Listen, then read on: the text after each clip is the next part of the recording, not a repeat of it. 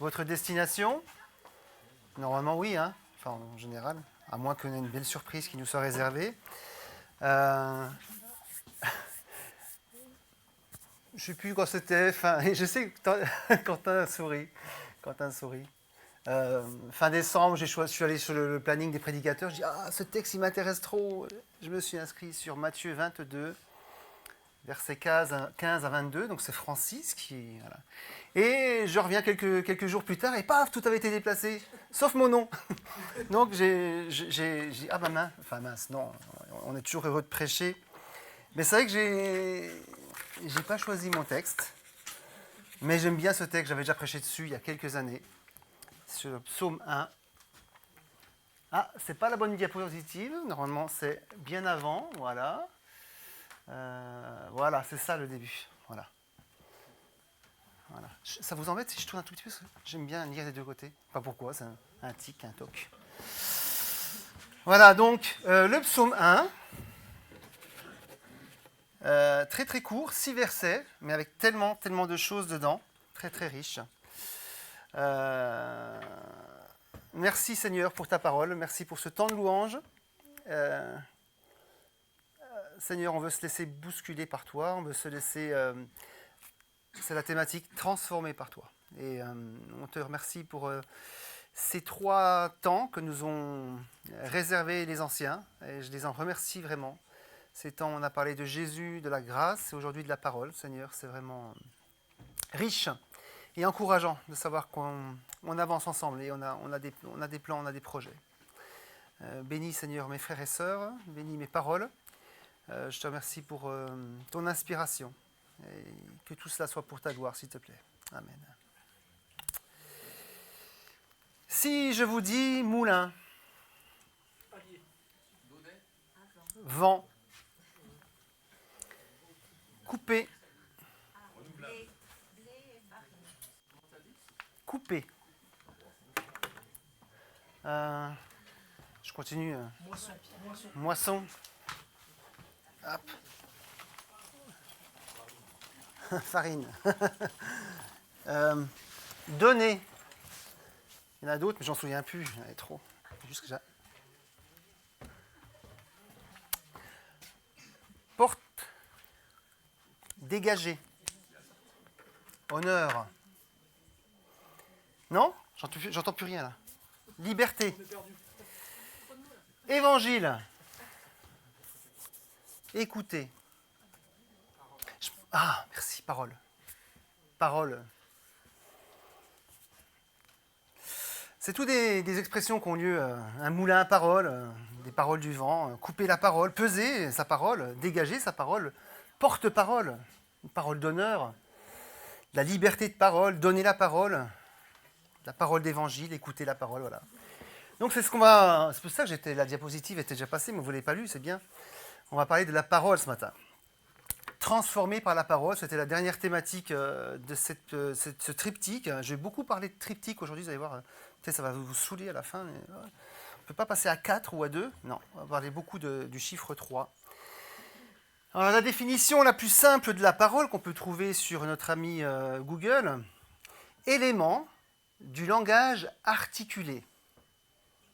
Donc parler, on est d'accord. La parole, la première définition de base, c'est l'élément du langage articulé. Et de façon assez étonnante, que ce soit pour la Bible ou n'importe quoi, la parole prend vraiment toute sa valeur lorsqu'elle est mise par écrit. Et si possible, signée. Quand vous passez un contrat, c'est ce que vous échangez oralement, que vous posez sur le papier, que vous signez. C'est ma parole. Je te donne ma parole. Ok, tu l'écris, mais tu la signes. Voilà. Sinon, ça ne vaut pas grand-chose, on est d'accord, hein? On est d'accord. Alors, quelques évidences qui pourront nous servir. Écoutez bien, parce que souvent les évidences sont tellement niaises qu'on y... La parole est donnée par celui qui la possède. Ça va? Eh oui. La parole est donnée par celui qui la possède. La parole est écoutée par celui qui l'écoute. Non, mais c'est pas si évident que ça, hein. Je vous dis, quand on y réfléchit. Quand on évoque la parole de Dieu, on parle de 2 interlocuteurs. Dieu qui donne sa parole, et celui qui écoute ce qui est dit. Ah, j'ai pas la main. La parole de Dieu est donc quelque chose d'oral, d'accord? On écoute ce qui est dit. Ou celui qui lit la parole de Dieu. Je l'ai prise, j'ai honte, mais j'ai plus souvent la tête sur le téléphone, les yeux sur le téléphone que sur un bouquin comme ça. Pourtant, j'aime beaucoup lire. J'ai toujours pas la main. Voilà, je pense. Oui? Non, c'est pas vrai. Voilà. C'est pas vrai. Elle est éteinte. Parce que la parole de Dieu, dite oralement, est la parole de Dieu écrite. On est d'accord avec ça? Hein, quand on parle, voilà, et c'est écrit. Et quand bien même elle ne serait lue par aucun œil, hein, qu'elle serait rangée tout au fond d'un placard,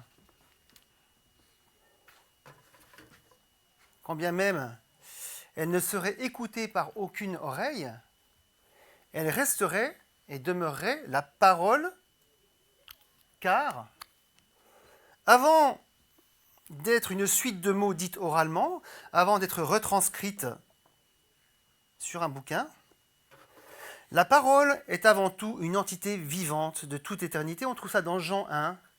Au commencement était la parole, et la parole était Dieu. Donc on a ce fameux triptyque, la parole. C'est pas juste la parole. C'est la parole qui est dite, c'est la parole qui est écrite. Et avant tout, c'est un mystère, mais c'est comme ça, c'est ce que la Bible nous apporte. La parole est Dieu. Et c'est un mystère, et c'est très très très intéressant d'étudier tout cela. En somme, la parole de Dieu est à la fois ce qui est dit, ce qui est écrit, et Dieu lui-même. Peut-être ça peut éveiller juste un sentiment d'humilité et de profond respect. On n'est pas juste face à quelques pages, on va en parler, hein, à quelques mots, mais on est face à la révélation de notre Dieu lui-même. 3 statuts donc pour la parole, on a vu vivante, hein, la parole elle est vivante. Alors, quand on dit qu'elle est vivante, c'est pas juste qu'elle nous parle encore aujourd'hui, hein, c'est qu'elle est vivante. Enfin, Jean nous dit que la parole était Dieu. Donc, alors je ne dis pas que c'est limité, que Dieu est limité là-dedans, mais en tout cas sa volonté est là-dedans. Elle est orale et elle est écrite. J'ai dit donc on a 2 interlocuteurs, hein, celui qui parle, celui qui donne, donc pour le coup Dieu, et celui qui la reçoit, qui l'écoute, c'est nous. Et puis un message. En ce sens que la parole de Dieu est unique dans l'information globale qu'elle nous apporte et qui ne souffre d'aucune remise en cause. Si on résume, et c'est ce que j'essaie de faire avec la pièce de Noël cette année, si on résume au plus simple le message, Dieu a créé l'univers et tout ce qui s'y trouve. Il a souhaité nouer un lien particulier avec l'homme. Ce lien a été rompu. Seule la grâce en Jésus-Christ vient renouer ce lien. Voilà. Chacun pourra sortir un petit peu sa phrase. Mais voilà, ça c'est le message. On a un Dieu d'amour qui a créé, qui a tout créé. Il nous a choisis. Le lien a été rompu. Jésus est venu pour renouer ce lien. Et on est appelé à vivre éternellement avec lui, selon ce que nous a dit tout à l'heure Fred. Ça c'est le message. Pour le reste, écoutez, je dirais que la Bible n'est pas un livre de science.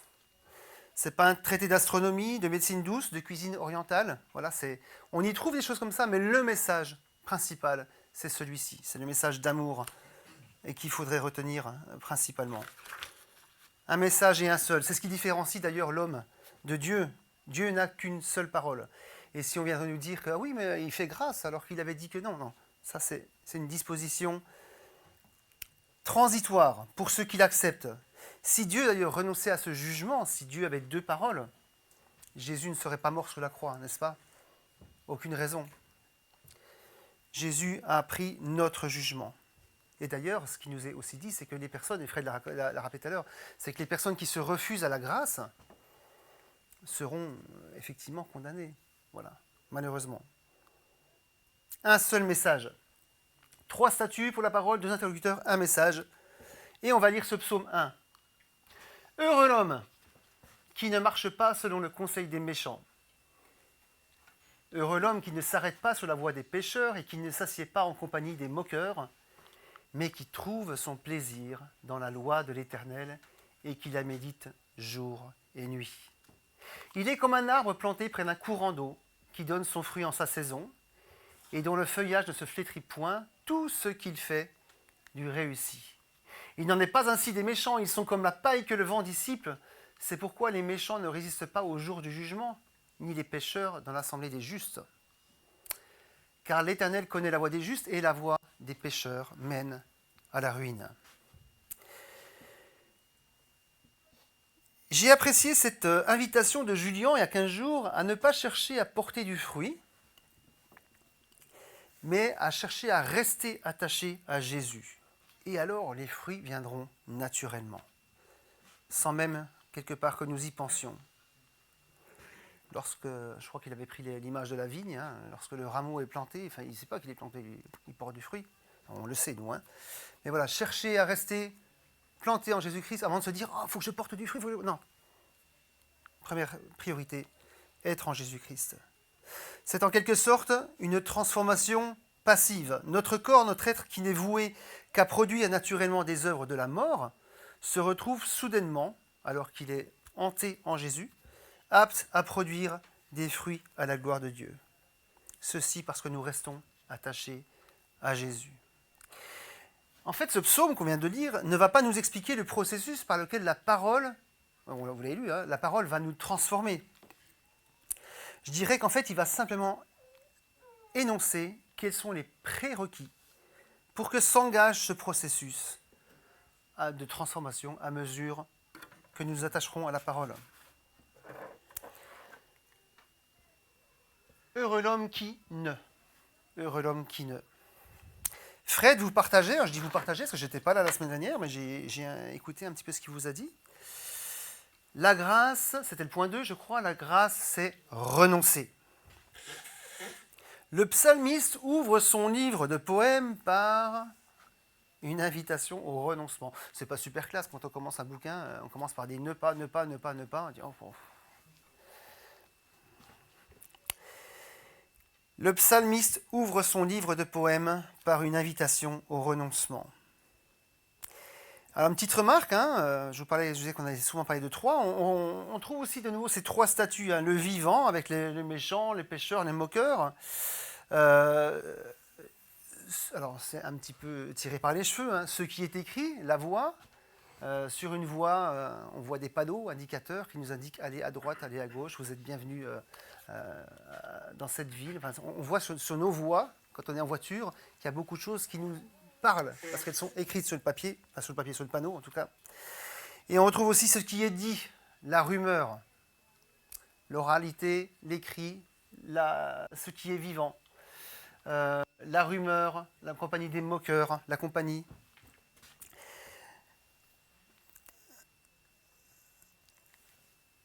Le psalmiste qui écrit la pensée de Dieu nous exhorte à, donc je le disais, à ne pas.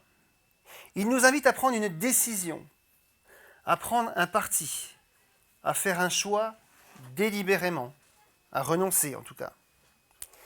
Et puis il accompagne ce choix de ne pas, ne pas, ne pas. Il accompagne ce choix d'une récompense. Heureux. Ça vous rappelle certainement un passage qu'on a étudié il y a quelques années, les béatitudes. Heureux, heureux l'homme, heureux celui qui. Heureux celui qui ne.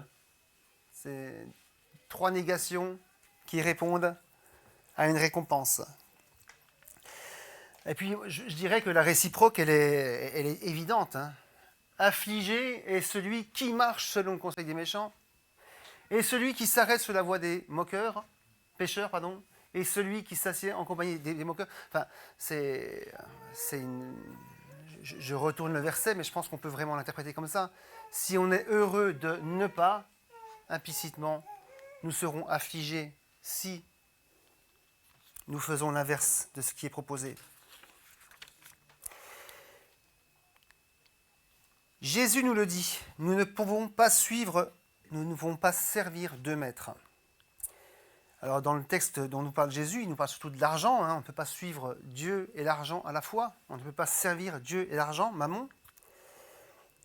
Mais ça marche tout autant ici. On ne peut pas servir ou suivre le méchant et Dieu à la fois.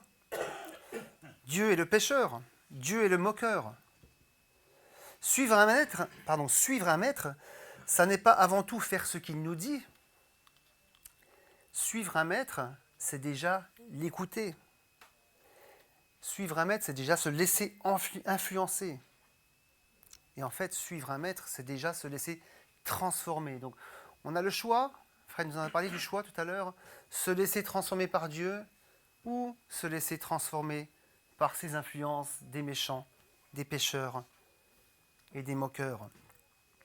Ne marche pas selon, ne t'arrête pas sur, ne t'assieds pas avec, parce que même si tu prends la distance, ils te transformeront un petit peu, ces gens-là. Même si tu dis, oh oui, mais bon, juste j'écoute, à peine un petit peu, ça me fait rire, en plus j'aime beaucoup des fois, les moqueurs, ça dépend le niveau, ça se, comment dire, il y a une échelle de la moquerie, il y a la petite moquerie sympathique, et puis il y a la moquerie méchante, mais c'est compliqué de jauger. Mais la personne qui se moque, elle nous influence lorsqu'on sourit, lorsqu'on rit aux éclats. Quelque part, elle nous a transformés. Alors je ne vous dis pas de plus rire, pas du tout. Trouvez dosage, je cuis. Nous devons faire un choix, renoncer avant d'affirmer que nous voulons vivre de la parole de Dieu. Nous devons faire un choix, l'un ou l'autre. Dieu sait combien nos cœurs sont enclins à faire le mal, à mentir, dérober, entraver, insulter. Ça devrait rappeler quelque chose à Nicolas et Terence, cette série de mots. Je ne sais pas si vous avez vu la pièce de Noël. À un moment donné, il cite toute une série de péchés. Quand j'ai écrit ça, je me dis, ça m'a rappelé Noël. Dieu sait combien nous sommes enclins à faire le mal, mentir, dérober, entraver, insulter, médire, moquer, railler. Vous pouvez rajouter la liste. Notre cœur, il est prêt à ça. Il est aussi prêt à faire le bien, on est d'accord. Mais en tout cas, il est au taquet pour faire ça. Êtes-vous parfois en compagnie des moqueurs méchants, qui souhaitent avant tout faire mal, humilier? On pourrait dire qu'ils vous influencent, parce que le concept est à la mode, vous savez, les influenceurs. Je crois que j'en ai mis un, voilà. Le matériel de l'influenceur moyen. Mais bibliquement, c'est insuffisant de parler d'influenceurs. Comme les influenceurs des réseaux sociaux transforment vos habitudes d'achat, de maquillage, de recettes de cuisine, de manière de gérer votre compost, les méchants font aussi plus que vous influencer. Ils vous transforment. Comme un célèbre produit laitier le dit, du moins celui qui veut le vendre, ce qu'il fait à l'intérieur se voit à l'extérieur. Je ne citerai pas la marque ni le produit, mais voilà, vous pouvez chercher. Ce qu'il fait à l'intérieur se voit à l'extérieur. Ce qu'on reçoit du méchant et qu'on garde secrètement à l'intérieur, ça se finira par se voir à l'extérieur. C'est pour ça que donc, le psalmiste nous dit « Heureux celui qui ne... » Donc je vous ai remis la négation dessus.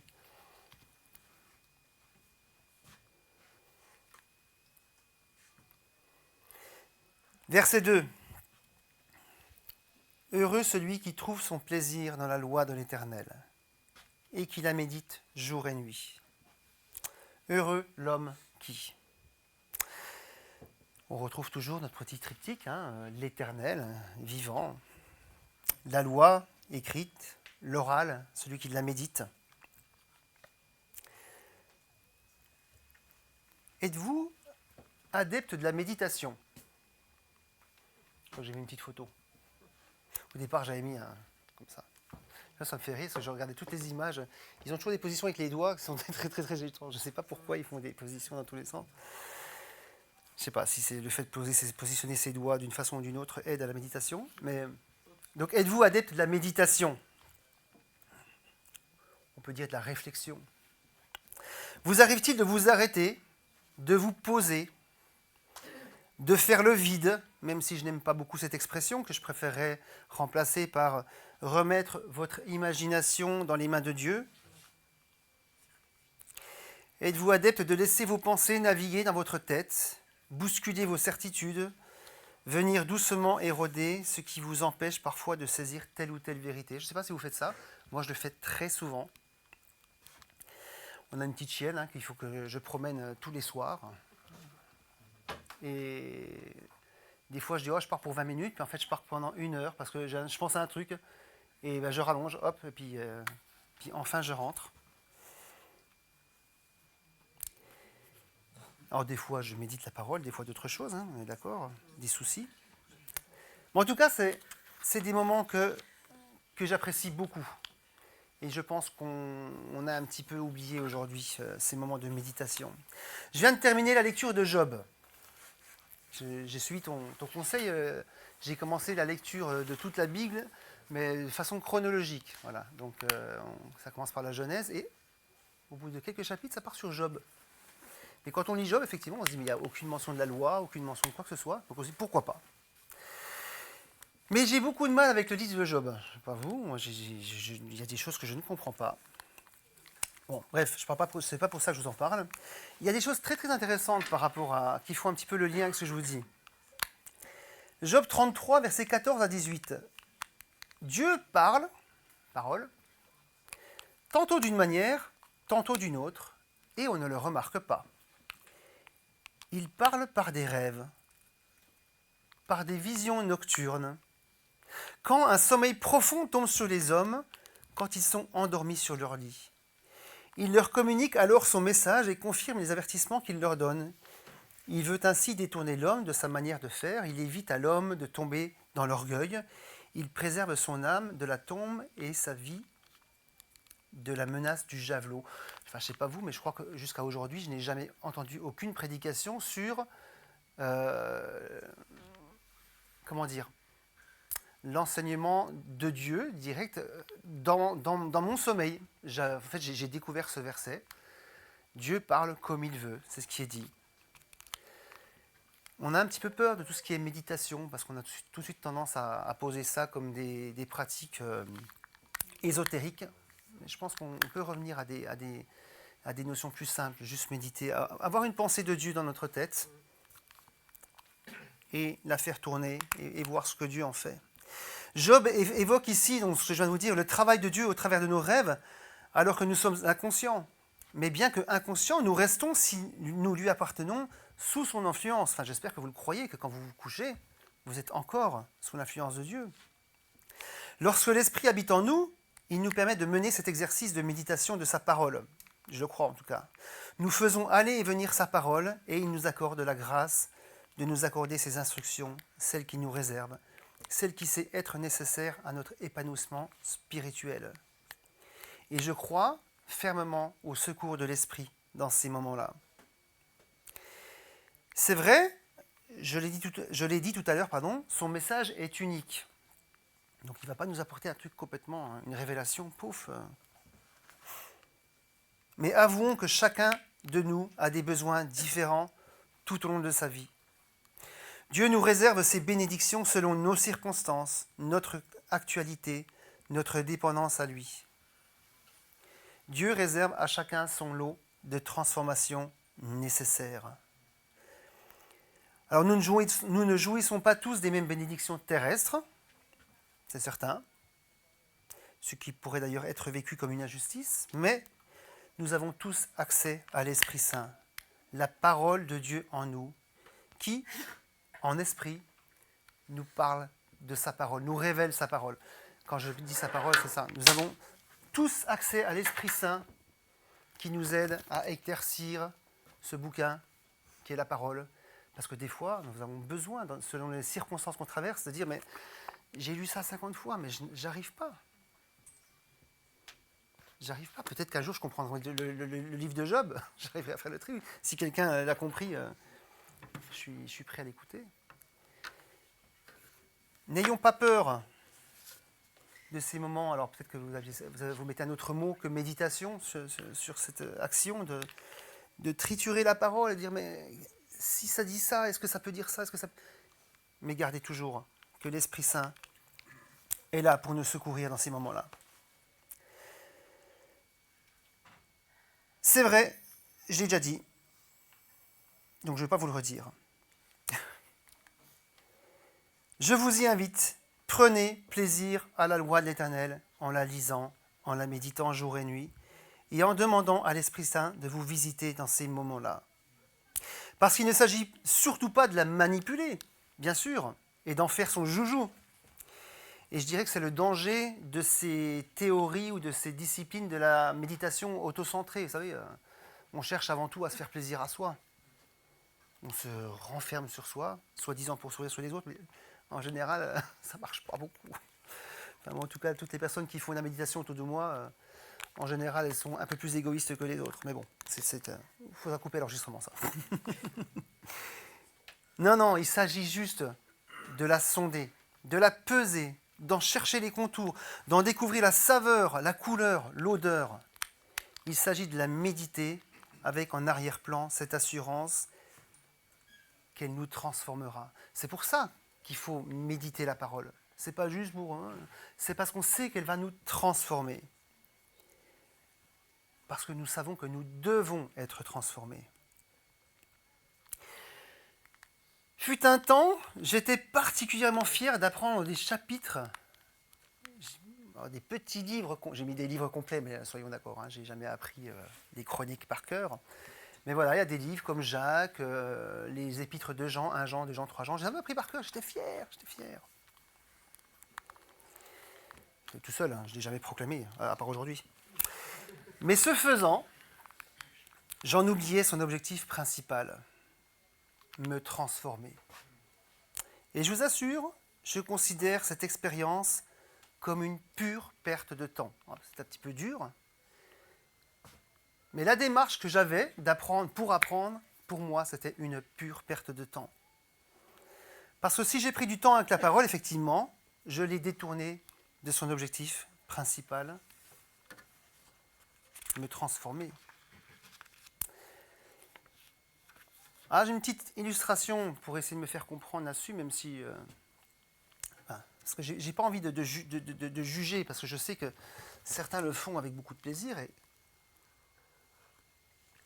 pour moi, il s'agit juste de mettre en garde sur nos motivations, en fait. J'ai une collègue, prof, j'ai mis de solfège, si elle était là, elle m'étranglerait. Aujourd'hui, on dit la formation musicale.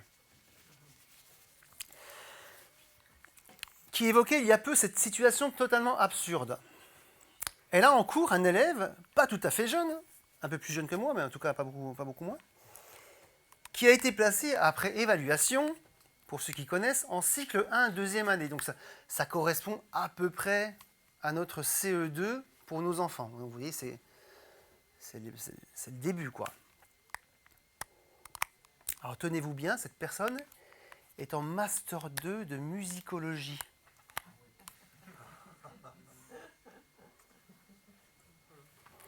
Cette personne ne sait pas lire la musique. Elle est pourtant bientôt en capacité d'en enseigner la théorie, l'histoire, les techniques. C'est incroyable, hein? Mais je le crois, hein, je suis tout à fait... ça ne me pose pas de problème, parce qu'on peut apprendre l'histoire de la musique, on peut apprendre les formes, je ne vais pas tout vous sortir, mais on peut apprendre tout ça sans savoir lire aisément. Je pense quand même que ça avec un Do, c'était un Do, mais voilà. Voilà. Donc elle est en niveau CE2 de pratique du solfège. Mais elle est en Master 2 de musicologie. Ou Master 1, mais en tout cas, je crois que c'était Master 2. Apprendre par cœur la Bible, ou même étudier la Bible sans avoir pour priorité de souhaiter au plus profond de soi qu'elle nous transforme, relève, à mon sens, de la même incohérence. Si vous passez votre temps, je vais le mettre ailleurs, parce qu'il va tomber à chaque fois que je bouge la Bible. Si vous prenez comme objectif de vous dire « Ah, je vais apprendre à lire des chapitres, comme ça je m'en souviendrai », ok, super. Mais ne le fais pas sans te dire « Avant tout, ce bouquin, ce qui est écrit va me transformer. » Et je veux qu'il me transforme. Et j'avais écrit, je l'ai retiré, mais on a des fois des universitaires biblistes qui connaissent la Bible bien mieux que vous, qui n'en croient pas une ligne. On a du mal à estimer ça possible, mais c'est le cas. Prendre plaisir, méditer la parole parce que l'on sait qu'elle nous transformera. Voilà de quoi nous rendre heureux. E-R-E, heureux. Non, ça tilte pas. C'est un vieux dessin animé. Voilà. C'est un vieux dessin animé. C'était quoi? Qui veut la peau de Roger Rabbit? C'était trop bien.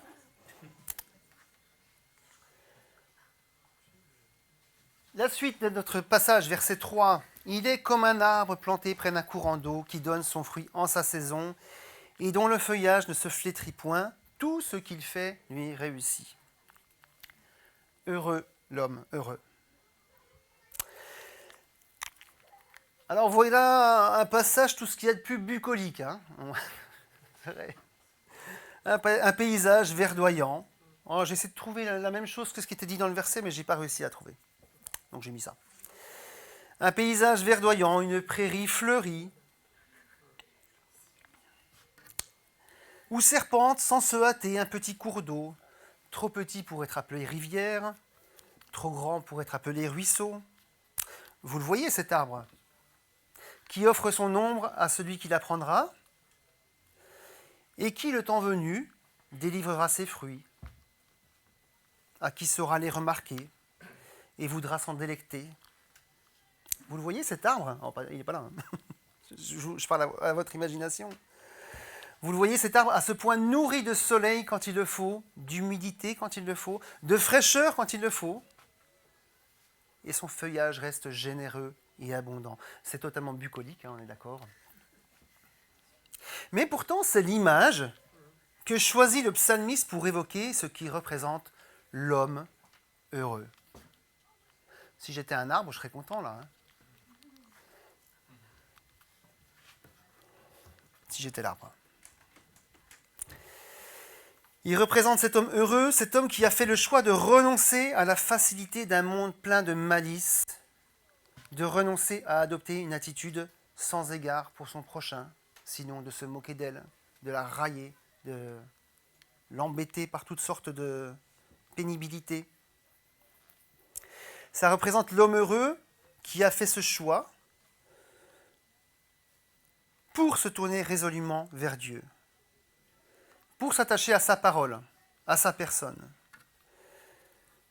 C'est pas par politesse, hein.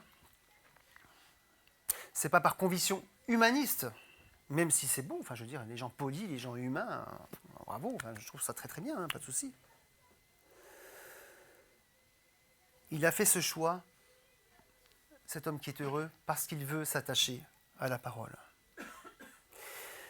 Alors j'en reviens à Julien et à sa remarque de se soucier avant tout d'être attaché à Jésus, que nécessairement les fruits viendront. L'arbre, en fait, il ne décide pas de lui-même s'il donnera des fruits ou pas. Hein. L'arbre est situé idéalement là où rien ne lui manque, là où se trouve chaque élément nécessaire à sa croissance. Alors, ce n'est pas dit dans le texte, mais il va subir la pluie, les vents, les tempêtes, la neige, les sécheresses. Mais une fois les choses redevenues plus calmes, normales, j'allais dire, même si ça ne veut pas dire grand-chose, sa vie reprend avec vigueur et les fruits viendront, 30, 60 ou 100, comme le dit la parabole. Il en est de même pour nous qui nous attachons à la parole. Nous ne sommes ni ne serons ni à l'abri des tempêtes, ni des tremblements de terre, ni des coups de la minoire de la vie, ni des méchants sur notre route. Mais attachés à sa parole, nous sommes sur un terrain sûr, viable, j'allais dire préparé, parce que lorsqu'on se confie en Dieu, Dieu nous place sur un terrain qu'il a choisi et qu'il sait être bon pour nous, même si des fois ça gratte. Et on aimerait mieux être ailleurs. Un terrain où abondent les éléments nécessaires à notre croissance. Les fruits viendront à la gloire de Dieu. Et je pense que c'est ce qui exprime là tout ce qu'il fait lui réussit. Je ne pense pas qu'on peut difficilement interpréter en disant je suis chrétien, tout va me réussir. Paf, c'est parti. Non. je pense que derrière tout ce qu'il fait lui réussit. On peut mettre les fruits qu'on va porter seront à la gloire de Dieu. Parce qu'il nous habite.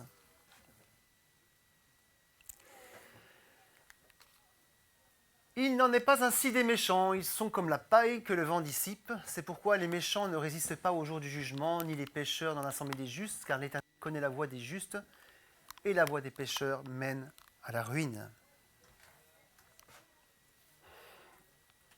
Alors je suis désolé, mais je laisse ces 3 tristes versets à votre propre interprétation. Je ne vais pas passer des heures, je veux dire, tout est dit. Ils n'ont pas besoin de grandes explications. Après le paysage bucolique que l'on vient d'évoquer, vient la terre brûlée. Le champ de ruines. L'enfer, que j'appelle plutôt l'antipode de la création, l'absence du Créateur. Moi, c'est ça que quand on me parle de l'enfer, c'est quoi l'enfer? J'y fais l'enfer, c'est juste qu'on n'est pas en présence de Dieu. Voilà. Et après, vienne que vienne, mais bon. Là, on a vraiment ce qui est tout là. Je l'ai mis ici, je les ai mis les deux à côté de l'autre pour que vous puissiez les comparer. On a d'un côté la création avec la présence de Dieu, avec limite le jardin d'Éden, et de l'autre côté, la terre telle qu'on la voit aujourd'hui. Tout l'inverse du verset 3, effectivement, je l'avais écrit, on a l'impression d'être dans le jardin d'Éden, au sein même de la création, en présence du Créateur.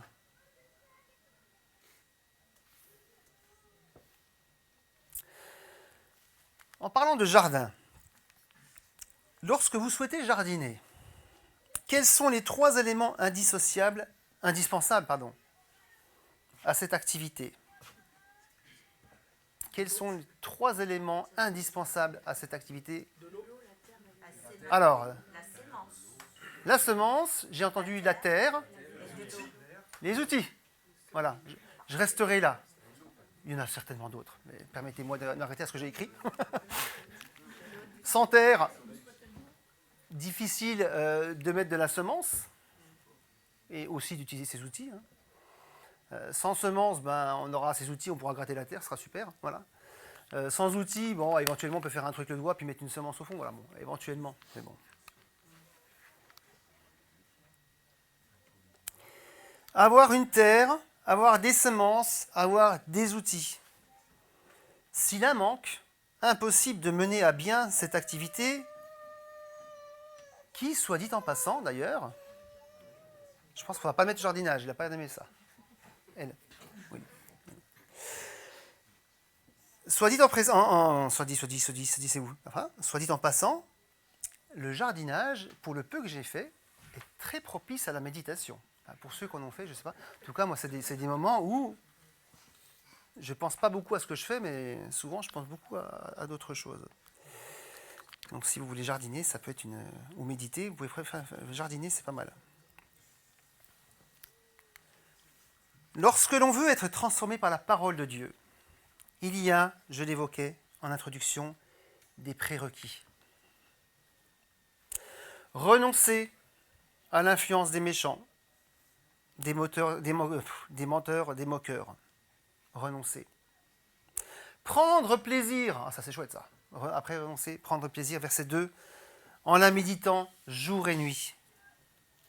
Cette parole. Et nous souvenir absolument, je disais, j'insiste là-dessus, mais ça me paraît tellement important, que la parole est constituée de 3 éléments absolument indissociables. Je n'ai pas fait de diapo là-dessus? Non. Indissociables. Dans notre tête, dans la façon dont on aborde la parole. La parole est premièrement, donc je me répète, ce qui vient avant toute autre chose. La parole est Dieu lui-même.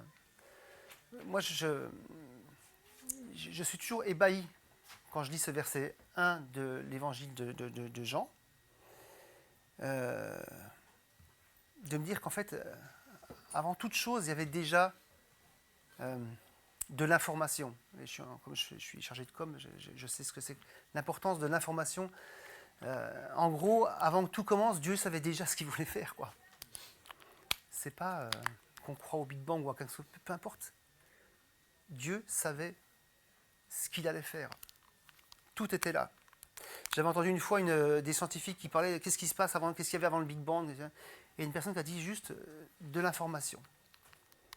Laquelle ou sous quelle forme, il ne l'a pas dit. Moi, j'avais envie de lui dire, c'est là, c'est écrit, Jean 1, verset 1. Au commencement, il y avait la parole. Et la parole était Dieu. Ensuite, la parole est ce que Dieu dit lui-même de lui-même. Encore une fois, c'est important de se dire que même si elle est inspirée par l'Esprit et que c'est des hommes qui l'ont écrite, c'est Dieu qui parle de lui-même, par lui-même. Et je trouve ça très important. Quand on témoigne de soi-même, on ne dit pas toujours les choses justes, mais des fois c'est important d'avoir le regard des autres. Mais en ce qui concerne les choses de Dieu, je pense que c'est bien de se dire que c'est Dieu lui-même qui parle de lui-même. Enfin, et seulement, la parole est ce livre qui nous est si cher et en qui, nous le croyons, se trouve tout en suffisance pour notre salut, notre connaissance et notre transformation. Et s'il a fait défaut, comme pour le jardinage, s'il a fait défaut, on pourrait tout à fait dire que ça n'est plus la parole de Dieu. Si la parole n'est pas inspirée par l'Esprit, si la parole ne vient pas de Dieu lui-même, ça peut être écrit de... Voilà. Voilà ce que je voulais vous partager ce matin sur ce psaume 1. J'espère que ça vous a parlé. En tout cas, moi, ça m'a parlé un peu trop. J'ai eu beaucoup de mal à mettre en place les idées. Mais qu'on puisse vraiment considérer qu'on a besoin d'être transformé par Jésus, comme nous l'a dit Julien, par la grâce, par l'action de la grâce en nous, comme nous l'a rappelé Fred la semaine dernière, et par cette parole, qui n'est pas juste du papier et des mots dessus, mais qui est quelque chose de vivant, quelque chose qui a été dit, qui est dit encore en nous par l'Esprit, lorsque nous la méditons, et qu'on prend plaisir à le faire, et lorsque nous la lisons, et la partageons comme ce matin. Merci Seigneur, merci notre Dieu. Tu sais combien nous sommes, j'allais dire mauvais. En tout cas, on n'est plus aussi bon plus du tout aussi bon que comme tu nous as créés, comme tu nous as voulu. Mais tu ne nous laisses pas comme ça à l'abandon, Seigneur. Tu nous as offert Jésus, tu nous as offert la grâce et tu nous as offert ta parole, Seigneur. Et ces trois choses sont utiles pour que tu nous travailles, pour que tu nous remodèles, pour que tu nous transformes un peu plus chaque jour à l'image que tu avais de nous quand tu nous as créés, Seigneur. Je veux te remercier pour ta parole, te remercier pour tout ce qu'elle nous apporte chaque jour, tout ce que nous pouvons y trouver, toute la richesse